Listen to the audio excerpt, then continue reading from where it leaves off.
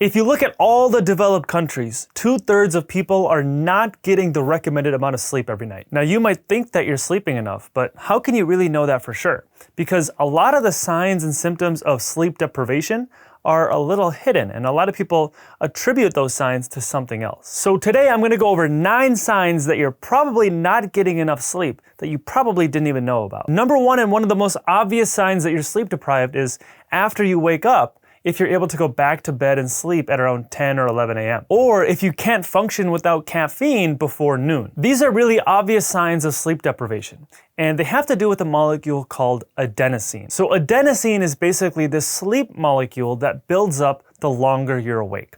So on a typical day, as you're awake all day, this adenosine molecule will build up. And this is what creates your body's sleep pressure. So the more adenosine that you have, the more of this sleep pressure that you'll have, and the more sleepy that you will feel. Now, when you go to sleep, it dissipates this sleep pressure. So if you have a good 8 hours of sleep every night, then you're not going to have a whole lot of excess buildup of this adenosine.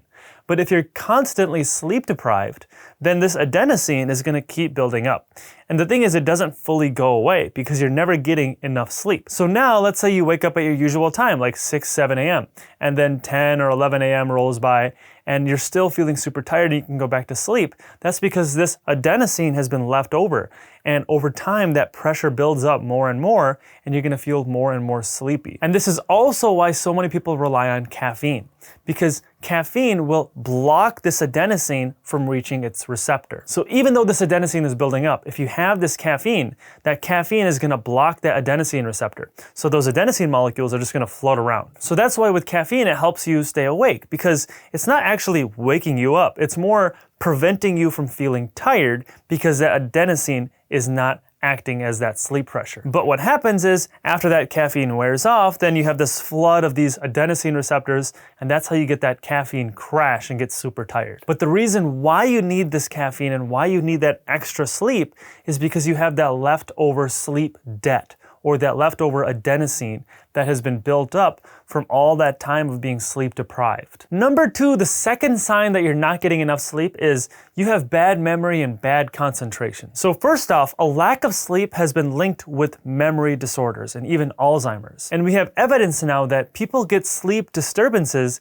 years before their symptoms of Alzheimer's. So this suggests that if you have sleep disturbances, it could be a contributor or even an early warning sign to Alzheimer's. Now, obviously that's a more severe case, but even if your memory has been bad, it doesn't automatically mean you have dementia or Alzheimer's. But you still could be sleep deprived, which is causing those memory changes. So there is a study showing that just after 10 days of sleeping 6 hours a night, you are as impaired as someone who has stayed up for 24 hours straight. So this research was done by David Dinges. He's a sleep researcher at the University of Pennsylvania. His main question in the study was, how long can humans be awake for before their performance and their concentration is impaired? So his test was pretty simple. It's basically a test of people's reaction times. So it's called the psychomotor vigilance test, or the PVT for short. So we had people sitting in front of this computer screen, and he would have them press a button in response to a flash of light. And this test went on for about 10 minutes. And these flashes of light would either come back to back, or there would be an interval in between, and that interval would be up to 10 seconds. So Dinges is measuring both their reaction time and also whether or not they reacted in the first place. So we had 4 different groups. One group stayed awake for 3 days straight. The second group slept only 4 hours a night. The third group slept 6 hours a night. And the last group slept 8 hours a night. He found that no matter what, every single sleep deprivation group had a slower amount of reaction times compared to the 8 hours a night group. But also, what's even more interesting is people would stop responding at times. And these were things called microsleeps. A microsleep is when your brain becomes briefly unaware of its outside surroundings. And what happens when you have a microsleep is you briefly lose control of your motor actions. So this is the real life equivalent of you driving down the road, and then you have this microsleep, and then someone comes walking in front of you and you don't respond in time. So going back to the study, the group that slept 8 hours a night had very stable results. And the group that pulled all-nighters had a ton of impairments, which is not surprising. After just one all-nighter, their missed responses went up by 400%. Now the interesting thing is, these missed responses kept exponentially getting worse the longer that they stayed awake. There was no sign of it plateauing at all. Now this is where it gets really interesting, because we found really similar results in both the 4-hour and the 6-hour a night group. After just 6 nights of sleeping 4 hours a night, their performance was just as bad as the people that pulled an all-nighter. And again, their results just kept exponentially getting worse. By day 11, their responses were as bad as the group that stayed up for 2 nights straight. And even the group that slept 6 hours a night had similar impairments. A lot of people think that 6 hours a night is plenty, but after just 10 days of sleeping 6 hours a night, their performance again was the same as people that stayed up for 1 night straight. And again, these results showed no plateauing. They just kept exponentially getting worse. And the worst part about all of this is no one knew how sleep deprived they were. In surveys afterwards, even the groups that performed terribly, they said that they felt fine and they felt that they had no impairment. It's kind of the equivalent of someone being drunk and saying that they can drive home. This is a very close to real world example of why people have poor concentration or memory lapses or just can't focus. You're also more likely to have ADHD if you're sleep deprived, or at least the symptoms of ADHD. This is something called sleep deficiency ADHD. And estimates are that more than 50% of children that get diagnosed with ADHD don't actually have ADHD, they actually have a sleep disorder. Because when you look at the symptoms of ADHD and the symptoms of being sleep deprived, those symptoms are eerily similar. You're more likely to be irritable, moody, distracted, unfocused, pretty much the exact same symptoms as being sleep deprived. Also, this affects residents who just finished med school. We all know that medical residents in the United States do not sleep that much, and they have to be at the hospital at crazy hours. What's scary is that 1 in 5 residents throughout the course of their residency will make a sleep-related error that will harm a patient. 1 in 20 residents will make a mistake that will end up killing a patient. And you want to know what the 3rd leading cause of death in America is, behind heart disease and cancer? It's medical errors. Residents are also more likely to stab themselves when sleep deprived. They're also more likely to get in a car crash. They also find that when you limit a resident's working shift to no longer than 16 hours, that there's much less errors. Who would have thought? So if you feel like your lack of sleep is causing your memory to go or making your concentration go, it's not just you, it's happening to a lot of people. Even huge companies have had huge problems because of sleep deprivation. And in doing so, they've caused problems on a much more massive scale. Couple examples: Chernobyl and the Exxon Valdez oil spill. You've probably heard of those, but if you haven't, the Chernobyl disaster happened in 1986. It was when a reactor had a meltdown at their nuclear power station. The radiation from this disaster was 100 times more powerful than the atomic bombs dropped in World War II. And why did this happen? It was because the operators at the time were so sleep deprived that they made a mistake. And by coincidence, it happened at 1 a.m. The Exxon Valdez oil spill happened in 1989 in Alaska. There was about 10 to 40 millions of gallons of oil spilled, and the coastal ecosystem there has still never recovered. And again, the person who caused this oil spill only slept 6 hours in the past 48 hours of that incident. Now, the 3rd sign that you are sleep deprived is if you're struggling with your motor skills. Sleep doesn't just help with your factual information and helping with your concentration. It also helps with your motor memories, things like riding a bike or learning a new instrument. There was a study that took these right-handed people and it had them learn a memory sequence on this keyboard, kind of like playing keys on a piano. So they practiced this routine for a total of 12 minutes, but the difference was half the group did this in the morning and then stayed awake, and the other half did this in the evening and then went to sleep afterwards. And then they got retested. So the group that stayed awake had no improvement in their performance. But the group that did it in the evening and then slept actually had a 20% improvement in their speed and also a 35% improvement in their accuracy. And what's even cooler is the group that did it in the morning and then stayed awake, they also retested them the next day after having a night of sleep, and their performance again still improved. So what does this show?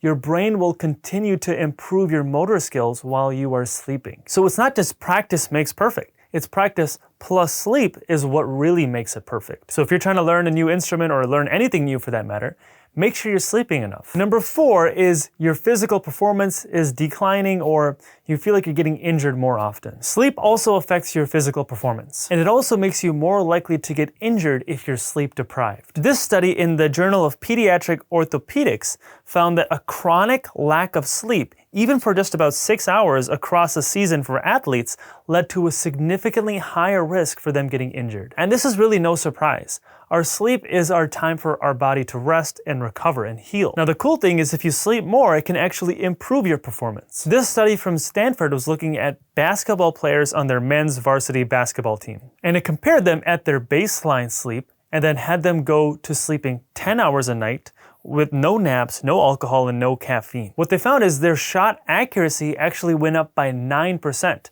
and they actually got physically faster. And you don't just have to be an athlete. We've seen now that no matter what, any person's gonna benefit from more sleep. And this is also why basketball players like Andre Iguodala, LeBron James, and so many other athletes focus on sleeping more. Number 5 is you find that you cannot control your emotions as much. So if you find yourself not liking your job or lashing out at your partner or other people more than you normally would, it could be because of your lack of sleep. Studies show that employees who are more underslept are more rash and unethical in their decision making. They also find that employees who sleep 6 hours or less are more deviant and more likely to lie the next day compared to employees who sleep 6 hours or more a night. You are also more likely to perceive people as more of an enemy or more malicious in their looks when they could just be really innocent. Now this leads us to number 6, which is depression. Now depression is clearly something that is multifactorial, but there is a clear link between sleep loss and symptoms of depression. Now what specifically is it about sleep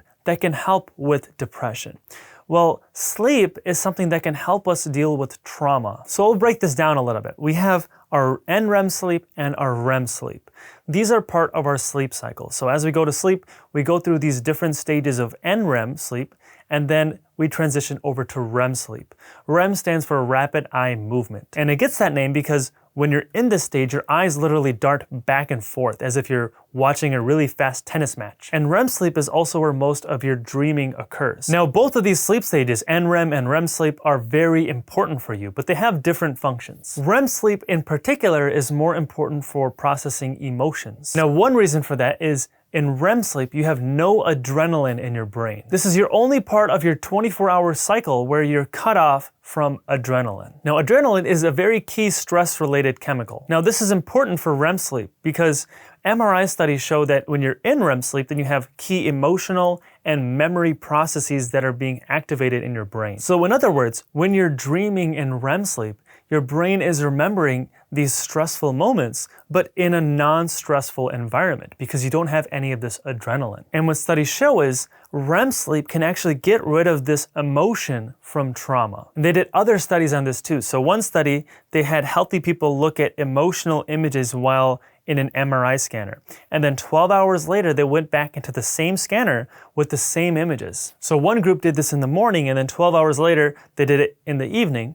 And another group did it in the evening and then went to sleep and did it again in the morning. Those who slept in between had significantly less emotion when viewing those images. Another study dating back to the 1960s actually took away REM sleep from people. And after just a few days, they started showing major signs of depression. So is sleep gonna fix your depression? Well, probably not. Like I said, there's so many other factors that go into depression. But the link between sleep and depression is too strong to ignore. And you want to really focus on getting enough sleep so you can even prevent getting to that point of depression in the first place. Number 7 is if you have high blood pressure. If you don't sleep enough, it makes you more likely to get heart disease because your arteries are going to be more likely to become blocked and brittle. Adults who are 45 or older and are sleeping less than 6 hours a night are more than 200% likely to get a heart attack compared with adults who are sleeping 7 to 8 hours a night. So this kind of further emphasizes how important it is to get enough sleep later in life. Now, this is a time where people unfortunately do not get enough sleep because they have so many more responsibilities with their kids and other things going on. This study published in the Journal of Hypertension looked at young, fit, healthy people with healthy cardiovascular systems, and they had them sleep deprived for just one night. They found that just one night of a more modest sleep reduction, even just 2 hours, will significantly increase someone's heart rate and blood pressure. On average, people's heart rate went up about 5 beats per minute, and people's systolic blood pressure went up a whole 6 millimeters of mercury after just one night of sleep deprivation. Number 8 is diabetes. So scientists have found a very strong link between being sleep deprived and type 2 diabetes. Now the thing is, people who are trying to lose weight will often overlook how they're sleeping and if they're getting enough sleep in the first place. Now does that mean that a lack of sleep will actually contribute to weight gain and diabetes?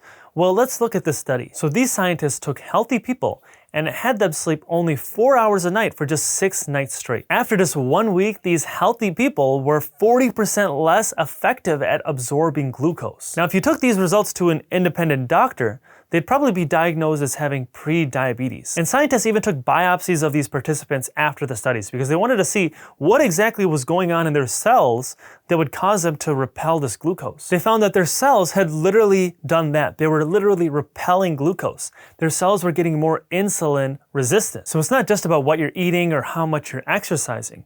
If you're not sleeping enough, then you're going to have a much harder time fighting diabetes. And other studies also show that when people eat less, they tend to eat more. Specifically, people tend to go for unhealthier options like refined carbohydrates. On average, people eat about 300 calories more on days that they're sleep deprived. Now, number 9, the last thing on my list is if you've been getting sick more often. Again, this one shouldn't be a surprise. Like I said, sleep is our time for our bodies to heal and recover. And if you're not getting enough sleep, then you're not going to be able to heal and prevent getting sick. This study found that after just 1 night of being sleep deprived, people's average natural killer cell function reduced by 28%. NK or natural killer cells are our white blood cells, and they are very important for our immune system. They'll destroy things like infected cells or cancer cells. So if these things are not working properly, then you're going to be way more likely to get sick. And this is just after 1 day. Imagine what happens if you keep doing this, if you keep becoming more and more sleep deprived. Also, vaccines won't work as well for you if you're sleep deprived. This study from 2022 took 2 groups of healthy adults